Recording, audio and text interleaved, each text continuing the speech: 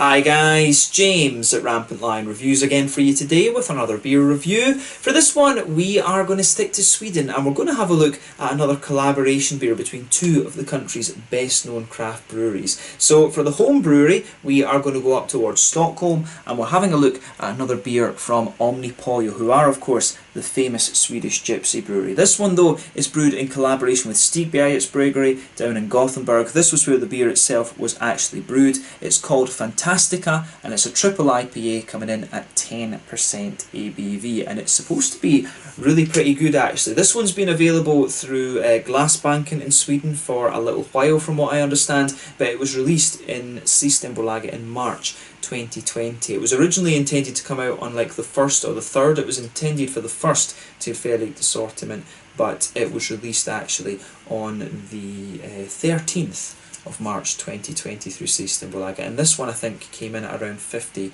or 60 crowns. Originally on Glassbanken it was costing around 100 crowns. So yeah, hopefully this is a good beer. I've had some very good beers from both of these breweries in the past. This is the second or third collaboration I'm reviewing involving these breweries. The last one that I had where both of these breweries were on the can was the Lucy Hellas, and that turned out to be a very nice beer. I really quite enjoyed that one actually, and I'm sure I've had something else where both of these breweries have been involved. But very good to, very curious to see what this one has in store for us. I think this is my heaviest IPA from either of these breweries, come to think of it, so that should make it a very interesting review, and I hope that you guys enjoy my take on this beer as well.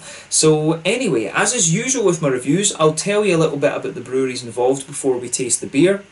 If you want to get straight to the tasting, just fast forward. All the usual links are in the description below. That's the brewery websites, the link to my other reviews that I've done from Omnipollo and from Stigbergets Bryggeri. No doubt you will see more added to both of those lists at some point in the near future, because these guys are both very prolific breweries. There's all the usual social media down there as well. If you want to see more reviews, do please consider subscribing to the channel. The whole channel of course has a geography based tagging system, so you can go into the home page and search for beer based on country, city, state, county, prefecture, whatever it is you're interested in. Do check out the playlist of beers from different countries. There is one there for all the Swedish beers that I've reviewed for you. That's constantly being added to, and as always, please do get in touch and let me know some of the other beers and breweries that you guys would like to see me review. It's always great to hear from you guys that are watching the videos, and the support that you show the channel is hugely appreciated. So anyway, to tell you a little bit about Omnipollo first off then, since these guys are the first brewery on the can. So Omnipollo, as I've told you before, was founded back in 2011 by Henrik Fentia, who's a long-time home brewer, and Carl Grandin, who was a clothes designer. So the two met one day and they decided to start a brewery together after discussing how insular the craft beer scene in Sweden was at the time, and they talked a little bit about the international beer scene as well, but they really wanted to reinvigorate the craft beer scene from both a stylistic sense and a gastronomic sense. So they felt that this partnership between a home brewer and a designer was very logical, and over time these guys have released beers that have very interesting artwork and also some really interesting flavour combinations. You know, Henrik likes to add in different flavour essences into the beer and, you know, infuse that with the whole kind of base beer, if you like. It's a really sort of interesting concept. The name of the brewery is derived from omnipotent chicken, so pollo of course being the Spanish word for chicken, Omnipollo. But these guys were gypsy brewers until this year, 2020. They opened up the Omnipollo's Hat in Stockholm, which kind of served as their tap room, if you like, for quite a while. This is a collaboration bar with Pizza Hut, and it's become really popular in the city. You get many of the random Omnipollo beers on tap there, as well as some very nice pizza. But in 2019 they opened up a second bar in Hamburg in Germany, and they also have another bar now in Gothenburg, which is actually very close to the Barcino Hagabjörn's Cafe, the cinema on Linnégatan in the city. I think it's maybe just 1 or 2 streets up from that, if I remember correctly, but at the moment they're also working to open up a new bar in Tokyo in Japan as well. So hopefully the next time I'm in Tokyo I can go and check that out and film an out and about video for you over there. That would be pretty damn cool, I have to say. But in March of 2020 they announced that they were going to open their own brewery at Sundbyberg which is in a former church, and this had previously been at Sundbybergs Köksbryggeri, the Sundbybergs kitchen brewery, if you want to translate it literally into English. Apparently the current brewing capacity they have there is 100,000 litres of beer per year. At this moment, as of the 15th of March 2020, some of their beers are in the tanks up there, but they've not managed to release any on tap or in cans or anything like that yet, but they do plan to scale up this facility to around 600,000 litres of beer per year. I don't know if that means that they will still brew a few things down in Gothenburg or at the Proefbrouwerij in Lochristenhoofd in Ghent in Belgium, but we'll just need to see. But they have their own brewery now, which is going to be scaled up, so quite an exciting development for Omnipollo. They're not really a gypsy brewery anymore, but we've seen the same from Mikkeller actually over in Denmark, so it'll be interesting to see how these guys kind of progress from there. But as of March 2020, when I'm filming this review for you, according to Untappd, they've produced 300 different types of beer. And like I've told you before, if you are watching from abroad, Omnipollo are one of the Swedish breweries that you definitely want to check out. The Fata Morgana, the New England IPA, is lovely. The Nebuchadnezzar is a beautiful old school West Coast IPA. They've got various new things coming out. Some of their sour and gozy beers, I still need to have a go at a few more of those, but their imperial stouts are also really quite famous. The Yellow Belly, the Lorelei, I forget the names of some of the other ones, but they've always got some very nice cakey imperial stouts, and I really would recommend that you check out some of those. That's probably what this brewery became very, very well known for. But they do these beers with all the flavour essences and things, which is quite an interesting sort of concept, making a good base beer to put the flavour essence on top of. But when it comes to the more purist brewing, they are very capable in that regard as well, actually. So definitely worth checking out, whether you want a more purist beer or whether you want something a little bit more kind of random. But yeah, that's all you need to know about Omnipollo for the moment. If you want to learn more, of course, you can check out the brewery website in the description below. You can follow them on Facebook and Instagram to keep up to date with all the latest goings on, and you can check out the Rate Beer, Beer Advocate and Untappd pages to keep up to date with all the different beers that they've done. So yeah, let's go on to the other brewery then, the brewery where this beer was actually brewed. So Stigbergets Bryggeri. So as I've told you before, Stigbergets Bryggeri are based rather in Gothenburg, Göteborg you should say in Swedish, on the Swedish west coast, and they were founded by Nils Hultkrantz and Richard Simonsson, and the pair own two bars that share the one kitchen. This is Bar Kino and the Hagabions Cafe. You can find these on Linnegatan in the city, and they both opened back in 2007. The building in which you'll find these bars is an independent cinema, and originally the idea was to brew a few beers that they could sell in the bars, but this led to them kegging the beer and selling it on to other pubs, and eventually to bottling it starting in November of 2014. The original beers that they were producing were mainly English and German styles, but of course this brewery really made their name when it came to the more hoppy American styles of beer, and they were really the ones who introduced the New England hazy IPAs here to Sweden. But the original head brewer was Orly Anderson. He is also one of the co-owners of OO Brewing, and he was replaced in 2018 or 2017. He was replaced by Barnaby Struve, once one of the vice presidents from Three Floyds over in Munster, Indiana in America, and again he has moved on since then. But recently they opened up a new brewery at Partihalarna, I think at the end of 2018, and they brew 5,000 litre batches here at a time, and they're also beginning to work on some sour beers as well, which have been released through Systembolaget. I haven't reviewed too many of their sour beers, but that's something that I definitely want to tackle over the next little while. They also started selling their beers in the 440ml cans as opposed to the 330ml bottles, which means they'll be able to export a lot more. So probably with the increase in capacity and the canning of the beer now, those of you watching abroad will be able to find Stigbergets a lot more easily, I should say. They now have a brew team of Ollie Banks, who used to work for Beavertown in London, and also Lucas Munraid, who used to work for All In Brewing, one of the numerous gypsy breweries that you'll find in the Gothenburg area. They open up the brewery every so often to host a bar, and they're currently working as well to open up a bar in Stockholm. I believe actually this week when I'm filming this review for you. This review is filmed on the 15th of March 2020. As I said, I believe that the bar in Stockholm might have just opened up, but I'll need to check that and put that in to the next Stigbergets beer review notes, so keep an eye out for that. But as of March 2020, these guys have produced 60 different beers according to Untappd, but to be honest, I do suspect it might be a little bit more than that. I can't remember exactly when Untappd started actually. But yeah, Stigbergets very well regarded. If you are interested in their beers, I'd recommend the new and improved GBG Beer Week. Amazing Haze is one of the classics, but of course you can also check out OO Brewing, who have the original Stigbergets brewer Ole Anderson, and they've got some very interesting stuff too. If you're interested to try some of their beers in Stockholm, check out the Stigbergets bar, and you can also check out the Bar Kino and the Hagabion's Cafe if you find yourself in Gothenburg. So yeah, that's all you really need to know about Stigbergets Brewery for the moment. If you want to learn more, you can check out the brewery website in the description below. You can follow them on Facebook and Instagram to keep up to date with all the latest goings on, and you can check out the Rate Beer and Untappd pages to check out all the different beers that they have. So yeah, let's get on to this one then and see how we get on. The artwork on this, as you can see, is one that is really going to annoy my camera. My camera doesn't like things that reflect, but it is pretty cool actually. The Phantastica, the human face there, I do like that. They like their sort of trippy artwork at Omnipollo, so yeah, not surprising that they've used something like this. This one, as I said to you earlier, is a Triple IPA. It's got Citra, Mosaic and Nelson Sauvin in it, this one. I think they've got a few, I think the Citra and Mosaic were added as cryo, but I think the Nelson Sauvin is kind of straight up hopping, if you like.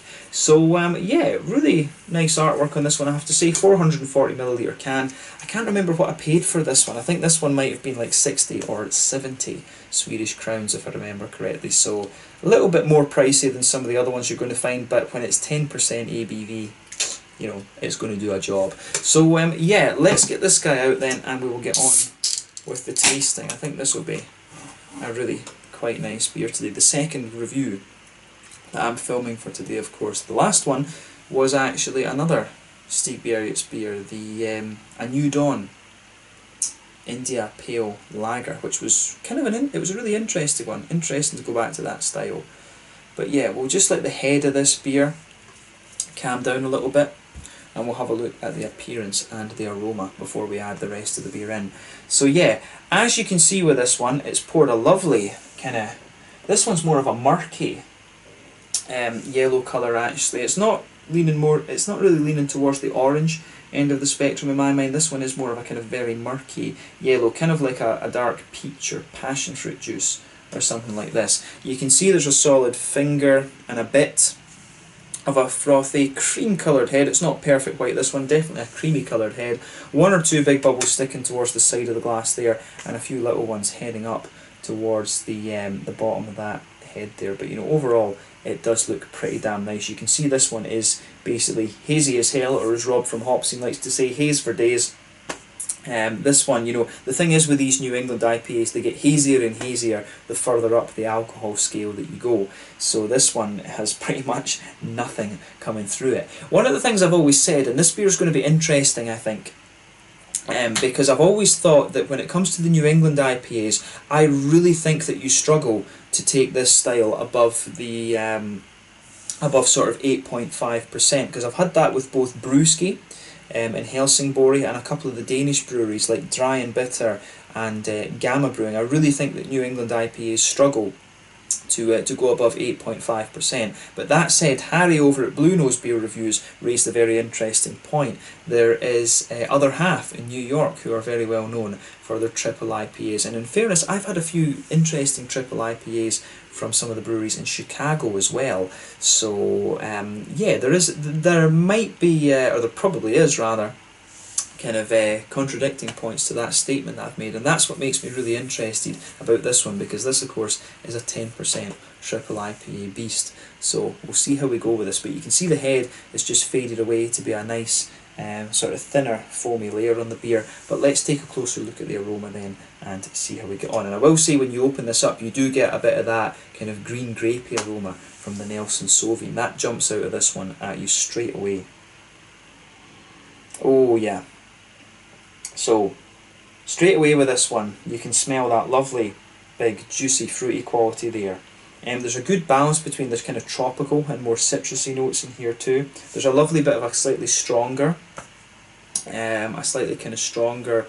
passion fruity note to the beer. You've got the lighter mangoes, you've got a little bit of that apricot-y, kind of papaya type thing that you're also going to get from Citra.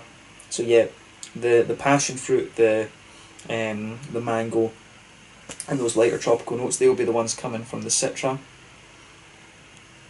You can smell a little bit of the juicy oranges from the Mosaic, but I think the Mosaic takes a little bit of a back seat in this one. And when you're further away from the beer, if you waft it like this, you are going to get a little bit of the more green grapey, white grapey type quality from the Nelson Sauvin as well. I will say, this beer actually smells as if it's very, very fresh. And I was wondering, when this one was delayed coming out in Systembolaget, I did wonder if it was the problem, because Omnipollo have had a problem with exploding cans, and I don't know if Stigbergets had it as well, but there have been one or two beers that have been delayed over the last year or so because of cans exploding and things like that.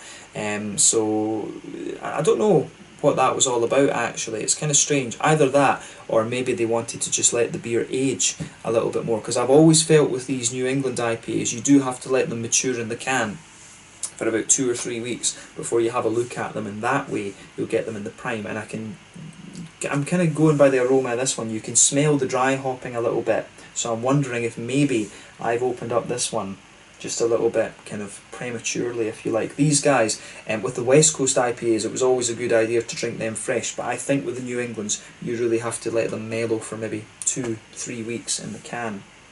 But yeah, some lovely fruity aromas coming out of this one. Like I say, a mix of tropical fruits and the white green grapey notes, and the Mosaic, the kind of tangerine oranges from the Mosaic, seem to take a little bit of a back seat. On the hoppy side of things, or the green side of the hops I should say, it comes across as really quite floral. You can smell some of that dustiness that you get, the hop dusty quality that you'll get from dry hopping. There's a wee bit of a lighter grassy quality, maybe a little touch of earthiness. The earthiness will come from the Mosaic, but there's not a lot for me in terms of grassiness. It's the floral notes that really push their way out of this one. But when you consider the hops in here, I think Citra is like 11% alpha acid, Mosaic is around 13ish, and Nelson Sauvin I think is actually like 14% alpha acid, so there's a hell of a lot of floral qualities coming out in this one actually. But yeah, the hoppy side of this beer comes across really nicely. The malty side and the yeasty side then. So what I will say, the thing I noticed about this beer when we opened it up is it does have a little bit of that kind of milkshakey, vanilla-y type thing coming out of it. You notice that with it straight away. It really has that kind of sweetness to it, and I've noticed that. I think the brewery that's closest to me that has that kind of thing is Ale Farm, actually. So it does have a little bit of this kind of candied vanilla, milkshakey type vibe to the malt base, but you can smell a good bit of wheat to this one. There is a little bit of that wheaty bitiness to it, some kind of creamy smooth oats, a little bit of that candied vanilla type thing, and there's also a wee bit of biscuit as well. But I would say this one, to me, the malt base comes across as being pretty sort of candied, if you can say that. So yeah, pay attention to the aroma of this one, because there are some really interesting things going on in there. But yeah, a really attractive smelling beer, this one. It smells like a bit of a beast, to be honest with you, so I'm very curious to try this and see how we get on. So yeah, this one is the Phantastica, a 10% triple IPA with Citra, Mosaic and Nelson Sauvin from Omnipollo in Stockholm and Stigbergets Bryggeri in Gothenburg, where this beer was brewed. Let's get stuck in. Slange, skål.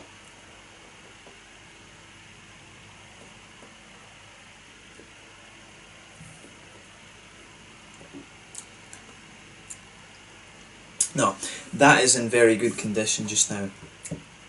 It still smells actually like it needs another little bit of time in the can, but this one has mellowed out really nicely. I really, on that note, on that basis, I really would be curious to know whether it was just the case that Omnipollo asked to delay the release of this one for 2 weeks, because it really, this one tastes as if it's been through that kind of 2 weeks or so maturation in the can.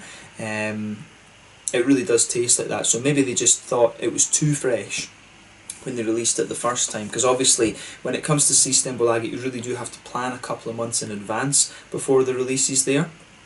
And it's you know, your beers have to be in a good condition. So I don't know if the breweries have the power to do that with Systembolaget these days, and ask that små partiers and tillfällig sortiments and småskaligt, I don't know if they have the power to ask them just to be delayed a little bit. But this beer is in very, very good condition. Gets a thumbs up from me. Let's try and break the flavour down a little bit.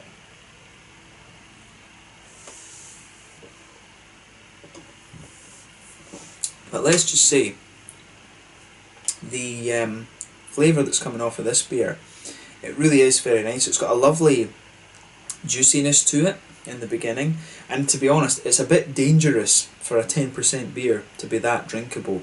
And I mean, straight away you can see that this is a big boozy beast. You know, you can feel it in the malt base. If you know the New England IPA style, this one is a lot thicker than the likes of you know, Julius or Green or whatever you're going to have from the likes of Treehouse over in America. It just feels a lot thicker, but the drinkability is just a bit crazy on this, to be honest.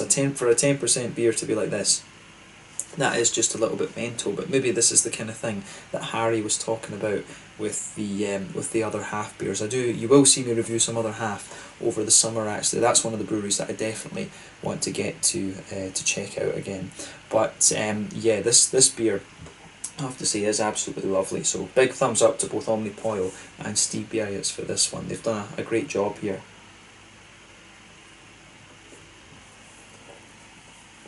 It's juicy like that. As soon as it goes on your tongue, fruity juiciness pushing its way out of the beer. That really is very good. So yeah, in terms of look at that, look at the thickness of this thing as well. That's mental, absolutely crazy. But yeah, let's try and break down the flavour of this beer a little bit then and describe it for you. But I will say, get this beer and try it. It really is very well done.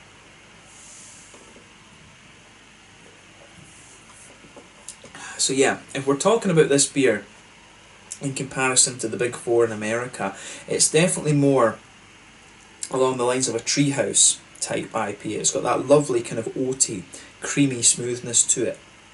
It reminds me to some degree as well of the beers from Ale Farm. Ale Farm over in Denmark always had that very kind of milkshakey, smooth vibe to it. This one definitely takes that up. I need to try some of the other half ones because I'm not sure if that's what their beers are like, if they are the more kind of creamy thing. But you always say, like, you know, Alchemists were always the more farmhousey of the New England IPAs, Trilliums were always a bit more wheaty and bitey, and then Treehouse were the ones who had the lovely kind of smoothness to them. This is definitely like one of the big beers you'll find from Treehouse. But yeah, so straight away, the middle of your palate, you can feel that nice white bready, wheaty quality. That blankets the middle of your tongue. You'll notice that towards the back of the palate, you start to get a little bit of that kind of wheaty bitiness to this one. There might be a wee touch of Pilsner malt at the back of the palate there as well. There is a slight kind of crispness to the back of the palate too, but in the very centre of your tongue, you've got a little bit of a kind of biscuity caramel type thing, but it's quite an oily biscuit actually, because when you come further forward from that, you get a lovely sort of oaty creaminess out of the beer, and it's, yeah, it is nice and thick actually. It's got a lovely big oaty creaminess towards the front, and it almost comes across as being a little bit sort of candied and I don't know if you can say vanilla-like actually.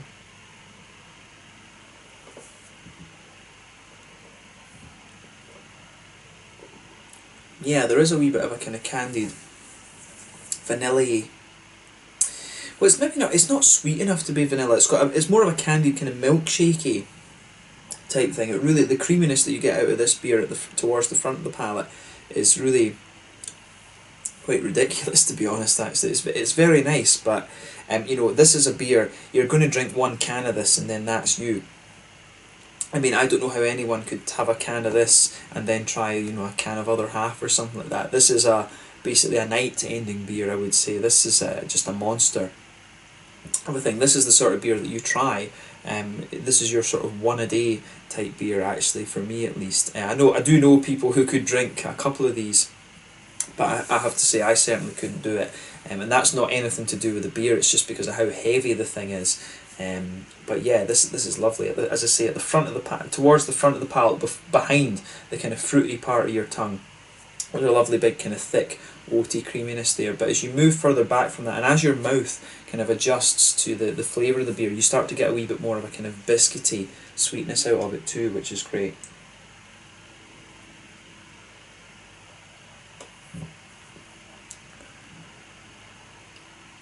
But yeah, that is just a lovely beer. I can see why this one really is very highly rated. The way that the juiciness comes out in this is very, very nice as well, actually. I'd be curious to know what the grams per litre of hopping and things like that is in this one. It must be about 30 or 40 grams per litre of hops in this beer.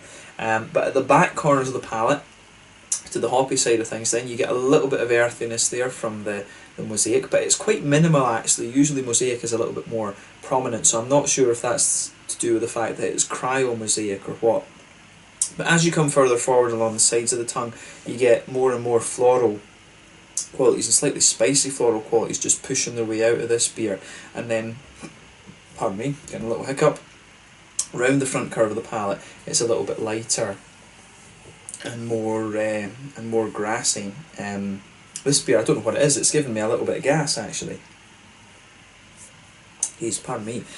But yeah, the fruity side of this beer is really interesting as well, but I like the big kind of floral bitterness that it has, this one. I'll need to think about how many IBUs I reckon this beer is.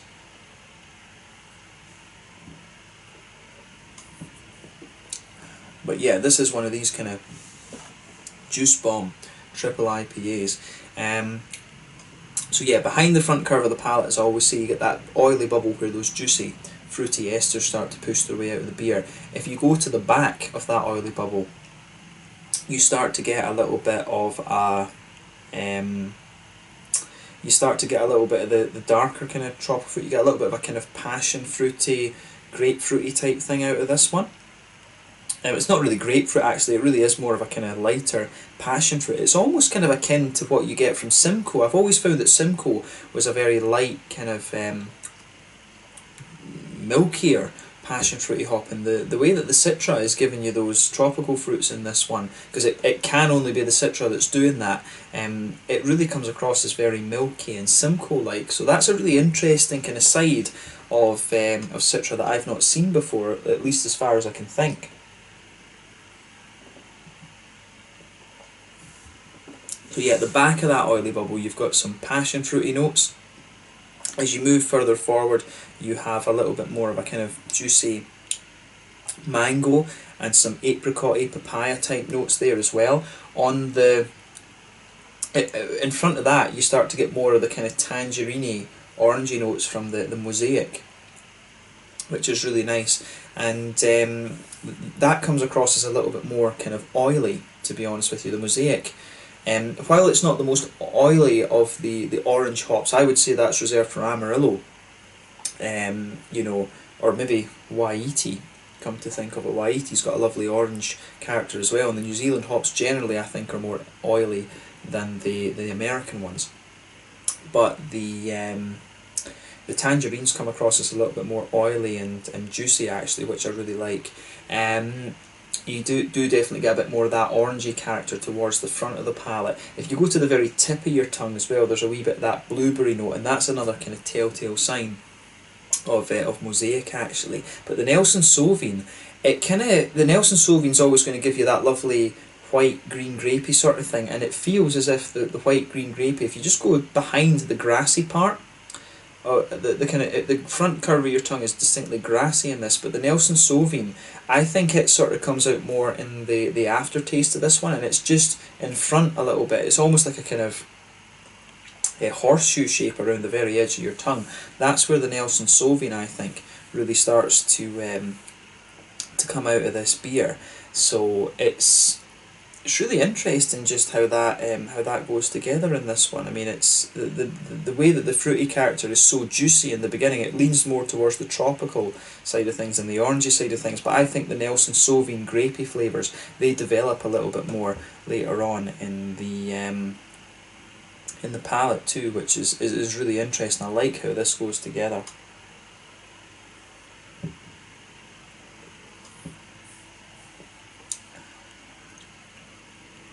So yeah, that's lovely. It's definitely more like a kind of treehousey type New England IPA, but to me it comes across as a little bit more oily. Their ones are a bit more kind of smooth, but the way that the fruitiness is very juicy, but at the same time it has a little bit more of an oily edge to it. That's what I think really makes this particular beer stand out. Be aware of this one though. I mean, to be honest with you, I would say that I'd be quite satisfied with half a can of this. You know, I kind of wish that I'd had somebody to share this one with now that I've opened it up, because it's quite, this one will last me, it'll take me about 2 hours or so to drink this, because it's very thick and very kind of almost syrupy. I don't know if that's the right way to say, but this is definitely a more of a kind of sipper beer for me than a sessionable one, to be honest. So, you know, as I say, when it comes to the triple IPAs, they're nice as a treat every so often, but I don't know that I would necessarily insist on having this style. I'd be more keen to go for I'd probably be quite happy with, you know, a 7% IPA, roughly a 6.5-7% one. These are always nice to try for something a little bit different, but this is definitely one that is a bit of a treat. So if you get a can of this, I would recommend that you share, because for me at least, this feels very, very heavy actually, and this will last me a good while after the review to finish off. But as a beer itself, you know, you can't fault it at all. It is what it is. It's a lovely, more kind of sweet, creamy and very juicy New England triple IPA. I mean, you can't fault it in that regard at all. I'm just being a bit picky, to be honest. So yeah, mouthfeel wise, definitely quite a full bodied beer. Carbonation is very, very smooth. It's got a lovely big oily quality to it, this one. It's the juiciness, it's got a very smooth creamy quality in the background, but like I say, the fruitiness for me and the juiciness has a little bit more of that oily type vibe to it. In terms of the bitterness, I think this one's about 50 IBUs. I think it's kind of sitting there in the middle. It's definitely more than 30. It could be 50, maybe 60 IBUs, but it doesn't blow the head off you, at least.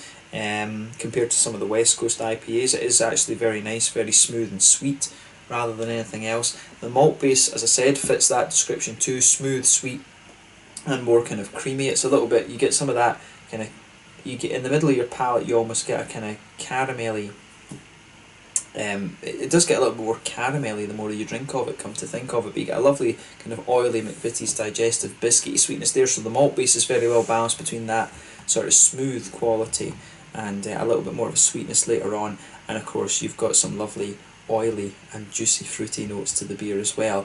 But overall, this is a lovely, lovely triple IPA. It's just it's a bit heavy, this one, let's just say that. It is a little bit of a kind of heavy beer in my opinion, but I do like it. But if you buy a can of this, I would recommend that you share it. Let's just leave it at that. So yeah, a really nice beer, a very nice example of a triple IPA, but this is going to take me a little while to drink, I would think. That's the one kind of fault I would say about this beer, but it is what it is. I chose to buy the triple IPA, and you know, that's on me, but a very nice example of this particular style. So pick it up, enjoy it, share it with a friend, I would say. So yeah, this one was the Phantastica, a collaboration between Omnipollo from Stockholm and Stigbergets Bryggeri in Gothenburg. A really, really nice triple IPA, very juicy, but it's got a nice big kind of thickness and creaminess to it as well. So yeah, let's leave it at that for this one. Once again, thank you for watching my beer reviews. Until the next time, please like, subscribe, share, all the usual YouTube stuff. Let me know your own thoughts on this beer in the comment section below. Let me know what your favourite beers are, both from Omnipollo and from Stigbergets. We will no doubt return to these breweries at some point in the near future, but thank you again for watching. Check out my social media and I'll catch you guys later. The Phantastica Triple IPA, 10% ABV from Omnipollo in Stockholm and Stigbergets Bryggeri in Gothenburg here in Sweden. Slange, skål, catch you guys very soon. Cheers.